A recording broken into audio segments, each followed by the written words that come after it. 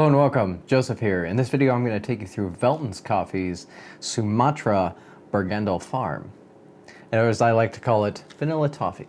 Now if this is the first video you're coming to with the Coffee Lovers box, I highly recommend you watch the overview video.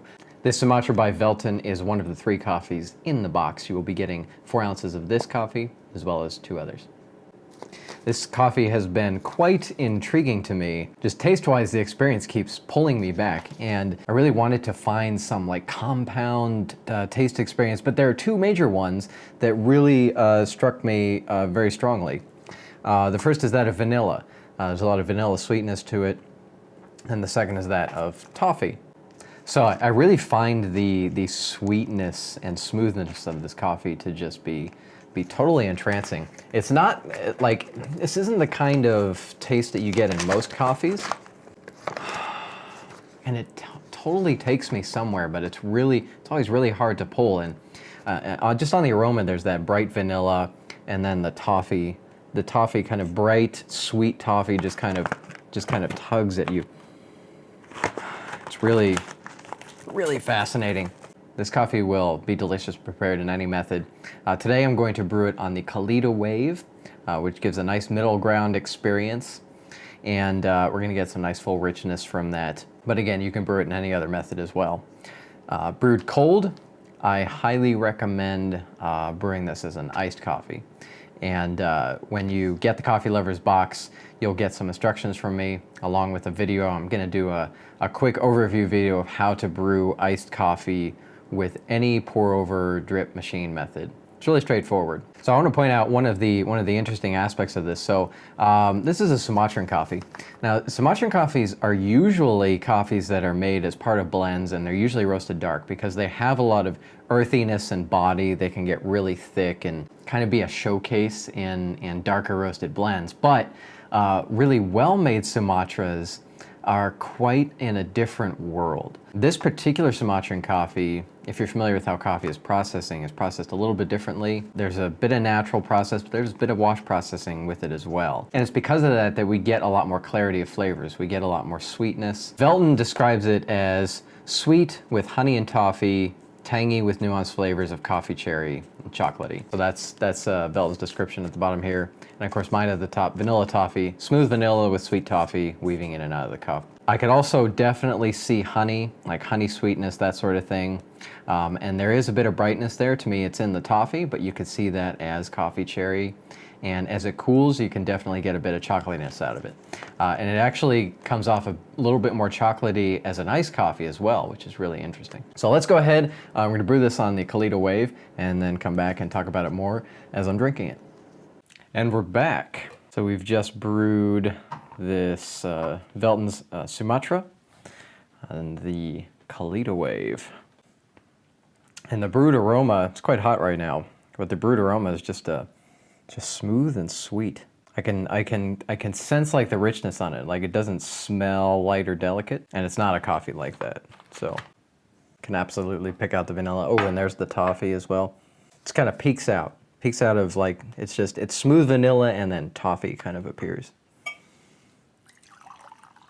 So again, as it's summer, I've been enjoying this coffee iced as well as brewed hot. Like I said, I'll give you an easy to follow guide video, brewing guide, along with the brewing guides when you get the Coffee Lovers box. But the way I do iced coffee is I'll take my normal ratio, whatever it is I'm brewing with. In this case, I had 22 grams of coffee and there was about 320 grams of water. If I was to brew this on ice, I would take 1/3 of that water, put it as ice in the carafe. And then I would also usually grind slightly finer since you're putting less water through the grounds. But that works out really well. It gives you a really good cup of coffee. And the reason you do it that way is you brew hot to pull out all the flavors of the coffee. And then as it hits the ice, it cools really fast. And in my experience, that tends to give you a sweeter cold coffee versus like if you brew it hot and then let it cool down. And this coffee brewed hot brings out an interesting layer of chocolatiness that I don't quite pick up when it's hot. When it's brewed on ice, yeah, you bring that out. It's so smooth. It's so smooth. And it's just like there's that vanilla and then the toffee appears and then they kind of do this dance where I see the vanilla and I see the toffee and I see the vanilla. It's very sweet. It's a very sweet coffee. I would almost think I'd accidentally added a little sugar to this, or maybe honey. Doesn't Velton mention honey? Velton does mention honey. So yeah, you can definitely see a bit of the honey in there. It's that level of sweetness. It's got a good level of body too. I mean, this is, again, just like the other coffees, absolutely would be excellent with milk and sugar, or whatever, however you like to fix your coffee. I mean, you'll always see me drinking coffee by itself, just so I can give you the clearest picture of what the coffee itself tastes like. The smoothness on this is almost uncanny. I really enjoy that. I really enjoy that in a coffee. And that's what it is. Again, nothing too crazy complicated, just vanilla and toffee. You know, as it cools, you could definitely start picking out a little bit of the, Velton mentions coffee cherry. There is kind of like this little cherry brightness that just kind of appears. I liken that to the edges of toffee as well. I think that brings out a bit of brightness too. You know, this is just wonderful all-around coffee is really what it is. There's more of the toffee as well. It's always weaving in and out. Like I said, absolutely wonderful hot, great iced.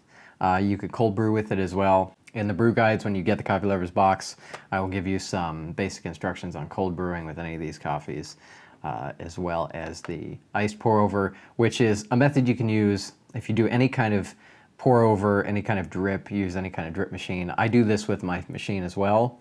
It's super easy. So that is Velton Coffee's Sumatra from Bergandal Farm, as I call it, Vanilla Toffee.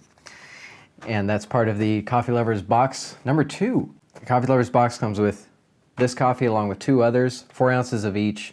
You can get a single box for yourself for $22, and that includes shipping in the US. We also now have a subscription option, a monthly subscription option, so you can be sure not to miss out on the coffees as they come down.